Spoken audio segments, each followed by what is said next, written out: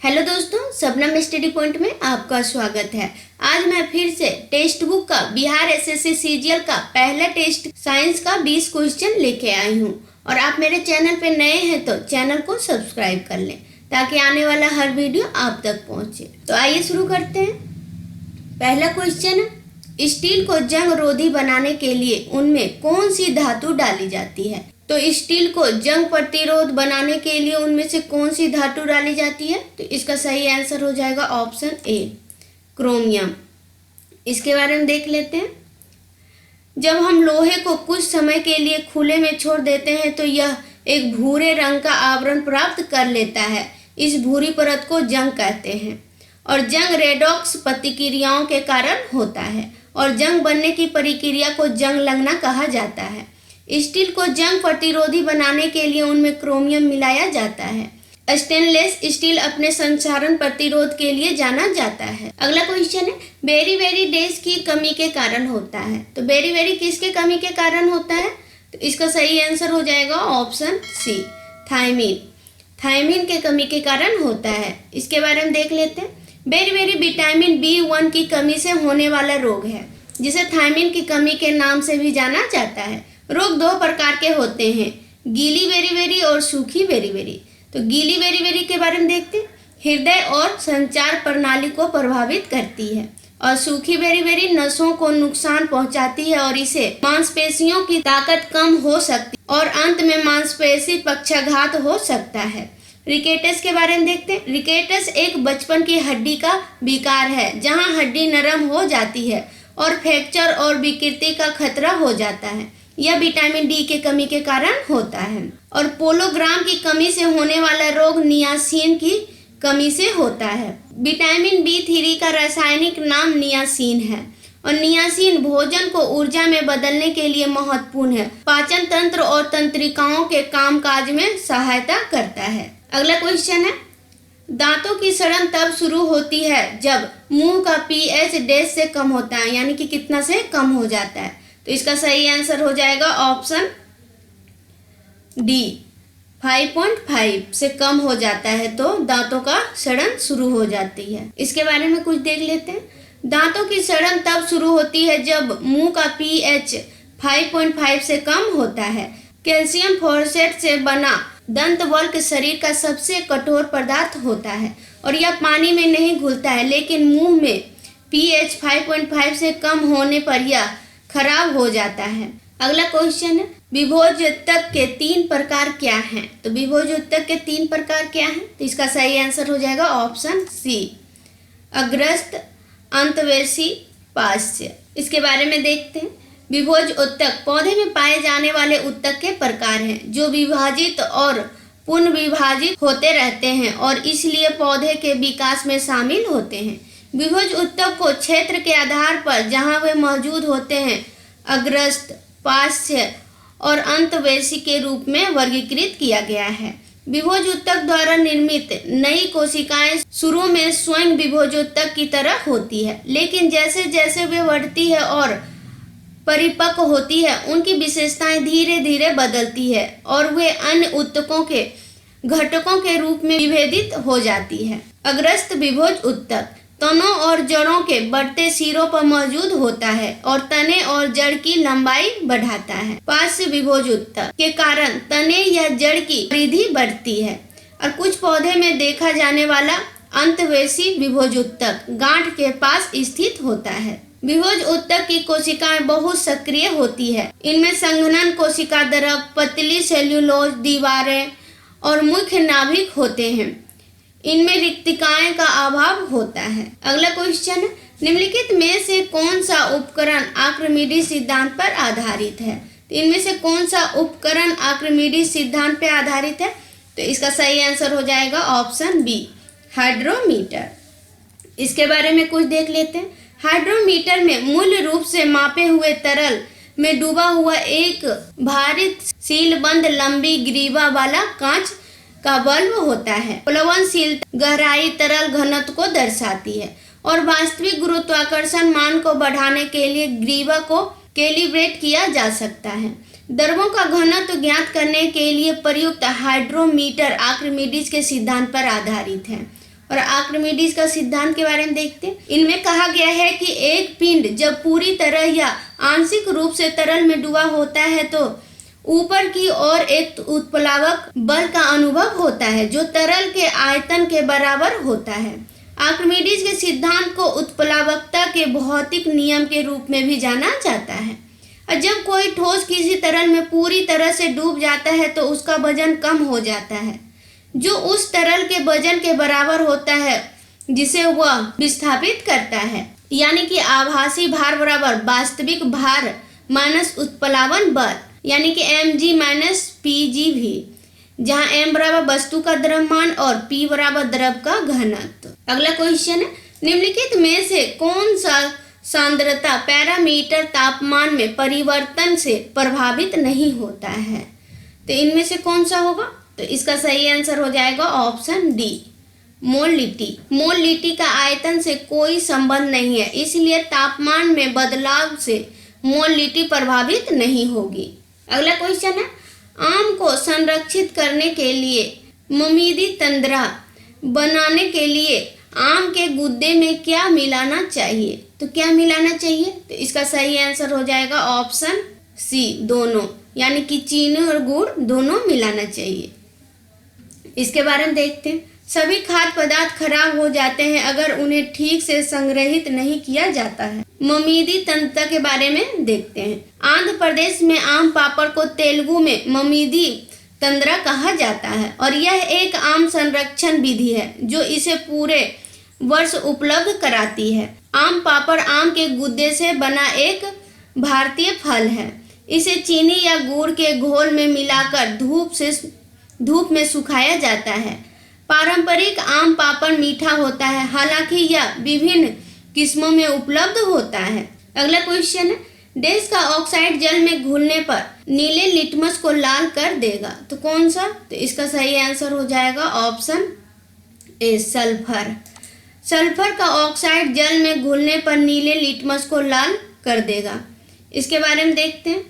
धातुओं और अधातुओं के ऑक्साइड वायु की उपस्थिति में जलने से बनते हैं और सल्फर के दहन से सल्फर डाइऑक्साइड गैस उत्पन्न होती है। जब इस गैस में जल मिलाया जाता है और आगे नीले लिटमस पत्र से परीक्षण किया जाता है तो लिटमस पत्र लाल हो जाएगा। और सल्फर एक अधातु है और अधातु के ऑक्साइड अम्लीय होते हैं और अम्लीय विलयन नीले लिटमस को लाल कर देते हैं और क्षारीय विलयन लाल लिटमस को नीले कर देते हैं। आयरन, मैग्नीशियम, कॉपर आदि धातुओं के ऑक्साइड क्षारीय प्रकृति के होते हैं और यह लिटमस पत्र को नीला कर देते हैं। अगला क्वेश्चन है, 0 डिग्री सेंटीग्रेड पर हवा में ध्वनि की गति डैश होती है, यानी कि 0 डिग्री सेंटीग्रेड पे हवा में ध्वनि की गति कितनी होती है? तो इसका सही आंसर हो जाएगा ऑप्शन बी, 332 मीटर पर सेकेंड। इसके बारे में देखते हैं। ध्वनि की गति एक निश्चित समय में ध्वनि तरंगों द्वारा तय की गई दूरी है और 343 मीटर प्रति सेकेंड के रूप में दी गई ध्वनि की गति एक निश्चित परिस्थितियों में देखी जाती है। विशेष रूप से शुष्क हवा के माध्यम से 20 डिग्री सेल्सियस पर ध्वनि की गति हवा के तापमान, आर्द्रता और यहाँ तक कि हवा की स्थिरता के साथ बदलती रहती है। अगला क्वेश्चन है, DOTS किससे पीड़ित रोगियों को दिए जाने वाला उपचार है? तो किससे पीड़ित रोगियों को दिए जाने वाला उपचार है? तो इसका सही आंसर हो जाएगा ऑप्शन सी, क्षय रोग। इसके बारे में कुछ देखते हैं। प्रत्यक्ष रूप से देखा गया उपचार शॉर्ट कोर्स, यानी कि विश्व स्वास्थ्य संगठन द्वारा अनुशासित तपेदिक नियंत्रित रणनीति को दिया गया नाम है। WHO के अनुसार उच्च घटकों वाले समुदायों में टीबी के प्रसार को रोकने का सबसे किफायती तरीका इसका इलाज करना है। पोलियो के बारे में देखते हैं। एक वायरस जो पक्षघात का कारण बन सकता है और पोलियो के टीके द्वारा आसानी से रोका जा सकता है और पोलियो दूषित पानी या भोजन या संक्रमित व्यक्ति के संपर्क में आने से फैलता है। पोलियो वायरस के संक्रमित बहुत से लोग बीमार नहीं होते हैं और उनमें कोई लक्षण नहीं होते हैं। HBI यानी कि एड्स, इसके बारे में देखते हैं। HBI एड्स का कारण बनता है और संक्रमण से लड़ने की शरीर की क्षमता में हस्तक्षेप करता है। HBI संक्रमण के कुछ ही हफ्तों के भीतर बुखार, गले में खराश और थकान जैसे फ्लू जैसे लक्षण हो सकते हैं। एड्स के लिए कोई इलाज मौजूद नहीं है। हेपेटाइटिस, इसके बारे में देखते हैं। इसका अर्थ है यकृत में शोध। लीवर एक महत्वपूर्ण अंग है जो पोषक तत्वों को संसाधित करता है, रक्त को फिल्टर करता है और संक्रमण से लड़ता है। जब लीवर में सूजन या क्षति हो जाती है तो इसका कार्य प्रभावित हो सकता है। अधिक शराब का सेवन, विषाक्त पदार्थ, कुछ दवाएं और कुछ चिकित्सीय स्थितियां हेपेटाइटिस का कारण बन सकती है। अगला क्वेश्चन है, आधुनिक दिनों में ब्यूटी पार्लर यानी कि सैलून में बालों की सेटिंग के लिए निम्नलिखित में से किस रासायनिक यौगिक का उपयोग किया जाता है? तो किस रासायनिक यौगिक का उपयोग किया जाता है? तो इसका सही आंसर हो जाएगा ऑप्शन बी, एक सल्फर यौगिक। इसके बारे में देखते हैं। बालों को लंबे समय तक मनचाहो आकार में रखने के लिए पार्लर में सल्फर आधारित उत्पादों का उपयोग किया जाता है। चूंकि सल्फर बालों के प्रति लगाव के कारण बालों पर एक सख्त फिल्म बनता है और वह फिल्म आकार में किसी भी बदलाव का विरोध करती है। इसका उपयोग सावधानी के साथ किया जाना चाहिए क्योंकि सल्फर प्रकृति में कैंसरकारी है। अगला क्वेश्चन है, निम्नलिखित में से कौन सा कथन सत्य है? इनमें से कौन सा कथन सत्य है? तो इसका सही आंसर हो जाएगा ऑप्शन सी, जल के जल वाष्प में परिवर्तन की प्रक्रिया वाष्पन कहलाती है। इसके बारे में कुछ देखते हैं। जल वाष्प की कुछ मात्रा वायु में सभी मौसमों में मौजूद रहती है। मृदा की ऊपरी परत से भी जल वाष्पित हो जाता है। और वाष्पन के बारे में देखते हैं। यह एक प्रकार का वाष्पीकरण है जो द्रव की सतह पर होता है क्योंकि यह गैस प्रावस्था में परिवर्तित हो जाता है।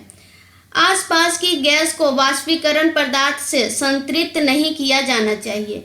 जब द्रव के अणु टकराते हैं तो वह एक दूसरे के कैसे टकराते हैं इसके आधार पर एक दूसरे को ऊर्जा स्थानांतरित करते हैं। सूर्य के प्रकाश की अनुपस्थिति में जल का वाष्पन हो सकता है। अगला क्वेश्चन है, निम्नलिखित में से कौन सी गैस दहन का समर्थन नहीं करती है? इनमें से कौन सा गैस दहन का समर्थन नहीं करती है? तो इसका सही आंसर हो जाएगा ऑप्शन डी, 1 और 3 दोनों, यानी कि नाइट्रोजन और कार्बन डाइऑक्साइड यह नहीं करती है और ऑक्सीजन दहन का समर्थन करती है। इसके बारे में कुछ इंपॉर्टेंट पॉइंट देखते हैं। दहन जलने का वैज्ञानिक शब्द है। एक दहन अभिक्रिया में एक पदार्थ हवा में ऑक्सीजन के साथ अभिक्रिया करता है और ये अभिक्रियाएं उच्च ताप पर होती है और ऊर्जा को प्रकाश और ऊर्जा के रूप में परिवेश में स्थानांतरित करती है। यही कारण है कि जब चीजों जलती है तो आपको आग की लपेटें दिखाई देती है। दहन अभिक्रिया या जलने की एक सरल परिभाषा है। एक दहन अभिक्रिया एक रासायनिक अभिक्रिया है जिसमें एक ऑक्सीकरण के साथ अभिक्रिया करके ईंधन को ऑक्सीकरण किया जाता है और ऊर्जा जारी करता है। और दहन अभिक्रियाएं रेडॉक्स अभिक्रियाएं होती है और आमतौर पर बहुत ऊष्माक्षेपी होती है। प्रज्वलन और दहन होने से पहले 3 चीजें उचित अनुपात में मौजूद होनी चाहिए। नंबर 1 है जलने के लिए ईंधन उपलब्ध होना चाहिए। दूसरा है वायु से ऑक्सीकरण के लिए ऑक्सीजन। तीसरा है दहन प्रक्रिया शुरू करने और जारी रखने के लिए ऊष्मा की आवश्यकता होती है। और दहन के लिए इन तीनों ईंधन, ऑक्सीजन और ऊष्मा की आवश्यकता होती है। आग को रोकने या बुझाने के लिए अग्नि त्रिकोण में से किसी एक तत्व को हटाया जा सकता है। उदाहरण के लिए आग को आग के कंबल से ढकना ऑक्सीजन को सीमित करता है और आग बुझ सकता है। अगला क्वेश्चन है, कौन से उपकरण विद्युत की चुंबकीय शक्ति पर निर्भर करते हैं? तो इसका सही आंसर हो जाएगा ऑप्शन डी, उपयुक्त सभी। पंखा, टेलीफोन रिसीवर, डायनेमो, ये सभी उपकरण विद्युत की चुंबकीय शक्ति पर निर्भर करते हैं। इसके बारे में देखते हैं। पंखा यह एक प्रकार की विद्युत मोटर है और ऐसा उपकरण जो विद्युत ऊर्जा को यांत्रिक ऊर्जा में परिवर्तन करता है, इसे विद्युत मोटर कहा जाता है। विद्युत मोटर का कार्य सिद्धांत चुंबकीय और विद्युत क्षेत्र की परस्पर क्रिया पर निर्भर करता है। टेलीफोन रिसीवर के बारे में देखते हैं। सिस्टम विद्युत संकेतों को प्राप्त करता है और इन्हें ध्वनि तरंग में परिवर्तित करता है और विद्युत संकेत एक निश्चित चुंबकीय क्षेत्र पर लागू होता है जो श्रव्य ध्वनि उत्पन्न करता है। और इस प्रणाली को टेलीफोन रिसीवर के रूप में जाना जाता है। डायनेमो ऐसा उपकरण जो यांत्रिक ऊर्जा को विद्युत ऊर्जा में परिवर्तित करता है उसे डायनेमो कहा जाता है। और विद्युत डायनेमो यांत्रिक घुमाव को स्पंदनशील प्रत्यक्ष विद्युतीय धारा में परिवर्तित करने के लिए तार और चुंबकीय क्षेत्रों के घूर्णन कॉइल यानी कि कुंडली का उपयोग करता है। इसलिए पंखा, टेलीफोन रिसीवर, डायनेमो सभी बिजली की चुंबकीय शक्ति पर निर्भर करते हैं। अगला क्वेश्चन है, निम्नलिखित में से क्या सूत्रकणकीय गतिविधि के लिए पृष्ठीय क्षेत्रफल को बढ़ाता है? तो इनमें से क्या बढ़ाता है? तो इसका सही आंसर हो जाएगा ऑप्शन बी, अंतःकटक। इसके बारे में देखते हैं। सूत्रकणिका एक दोहरी झिल्ली युक्त संरचना होती है जिसकी बाहरी झिल्ली और भीतरी झिल्ली इसकी अवकाशिका को दो स्पष्ट जलीय कक्षों अर्थात बाह्य कक्षा और भीतरी कक्षा में विभाजित करती है। और भीतरी कक्षा जो घने व समांगी पदार्थ से भरा होता है उसे अधात्री कहा जाता है। और बाहरी झिल्ली अंग की निरंतर सीमित सीमा बनाती है। अगला क्वेश्चन है, सोडा अम्ल अग्निशामक यंत्र में निम्नलिखित में से किसका उपयोग किया जाता है? तो इसका सही आंसर हो जाएगा option B, sodium hydrogen carbonate का। इसके बारे में देखते हैं। सोडा अम्ल अग्निशामक में सोडियम बाइकार्बोनेट और सल्फ्यूरिक अम्ल शामिल होते हैं। इनमें एक मौजूद लोहे के कार्बन में एक साइड डिस्चार्ज नोजल होता है। लोहे के बर्तन में सोडियम बाइकार्बोनेट घोल भरा होता है। किसी भी आग बुझाने के कार्य सिद्धांत, ज्वलनशील पदार्थ को उसके प्रज्वलन तापमान के नीचे ठंडा करना।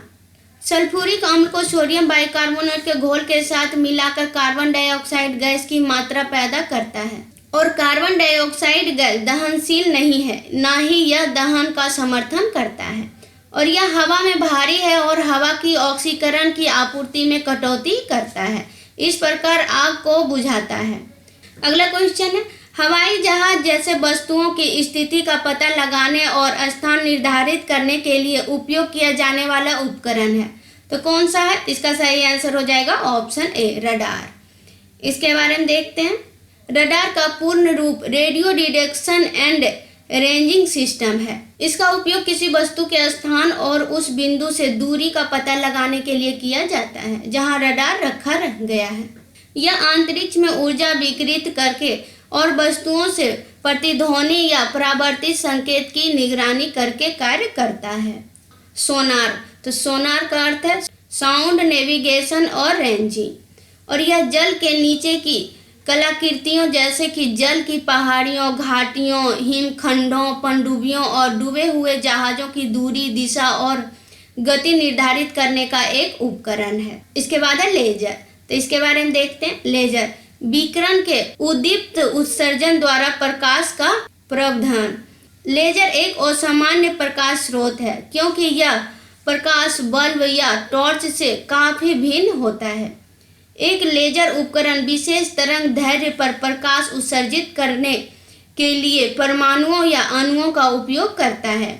इसके बारे में देखते हैं। विभिन्न प्रकार के खाद्य पदार्थ अलग अलग कारणों से खराब हो जाते हैं। कुछ खाद्य पदार्थ जल्दी खराब हो जाते हैं, कुछ लंबे समय तक अच्छे रहते हैं।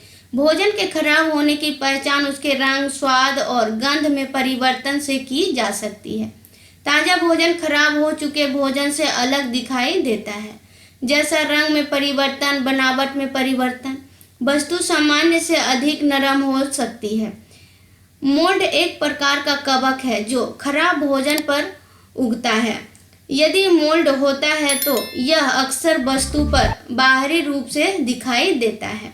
अगला क्वेश्चन है, देश के कारण वृद्ध व्यक्तियों की प्रतिरक्षा अनुक्रिया कमजोर हो जाती है। तो किसके कारण? तो इसका सही आंसर हो जाएगा ऑप्शन बी, थाइमोसिन के उत्पादन में कमी के कारण। थाइमस ग्रंथि द्वारा थाइमोसिन एंजाइम स्रावित होता है। थाइमस फेफड़ों के बीच उरोस्थि के पीछे स्थित होता है। यह बचपन में बढ़ता है लेकिन यौवनारंभ के बाद धीरे धीरे आकार में कम हो जाता है। थायरोक्सिन के बारे में देखते हैं। यह थायराइड ग्रंथि का अंतःस्रावीय स्राव है। थायराइड ग्रंथि को थायरोक्सिन के उत्पादन के लिए प्रतिदिन 120 माइक्रोग्राम आयोडीन की आवश्यकता होती है। अगला क्वेश्चन है, फिलामेंट प्रकार के प्रकाश बल्ब में खपत की जाने वाली अधिकांश विद्युत शक्ति डैश के रूप में प्रकट होती है। तो किसके रूप में प्रकट होती है? तो इसका सही आंसर हो जाएगा ऑप्शन सी, अवरक्त किरणें। अवरक्त प्रकाश का उपयोग बिजली के हीटर, खाना पकाने के लिए cooker, remote control, optical fibre, सुरक्षा प्रणालियों और थर्मल इमेजिंग कैमरों जैसे कम दूरी के संचार द्वारा किया जाता है, जो अंधेरे में लोगों का पता लगाते हैं। जब एक प्रकार बल्ब को बिजली के स्रोतों से जोड़ा जाता है तो धारा एक धातु से दूसरी धातु में प्रवाहित होती है। एक्स किरणें एक प्रकार की किरणें हैं जिनका उपयोग विकिरण की थोड़ी मात्रा का उपयोग करके शरीर के अंदर की संरचनाओं की तस्वीर बनाने के लिए किया जा सकता है। यह डॉक्टर को ट्यूमर खोजने में मदद कर सकता है और रासायनिक यौगिकों के लक्षण वर्णन में प्रयुक्त एक्स किरणें हैं। पराबैंगनी किरण व्यापक रूप से औद्योगिक प्रक्रियाओं में और चिकित्सा और दंत चिकित्सा पद्धतियों में विभिन्न उद्देश्यों के लिए उपयोग किया जाता है, जैसे कि जीवाणु को मारना, प्रदीप्ति प्रभाव बनाना, स्याही और रेजिन का इलाज, फोटोथेरेपी और सन टैनिंग, इन सभी में किया जाता है। और वीडियो अच्छा लगा है तो लाइक कीजिएगा, चैनल पर नए हैं तो चैनल को सब्सक्राइब कीजिएगा और मेरे साथ अंत तक बने रहने के लिए धन्यवाद।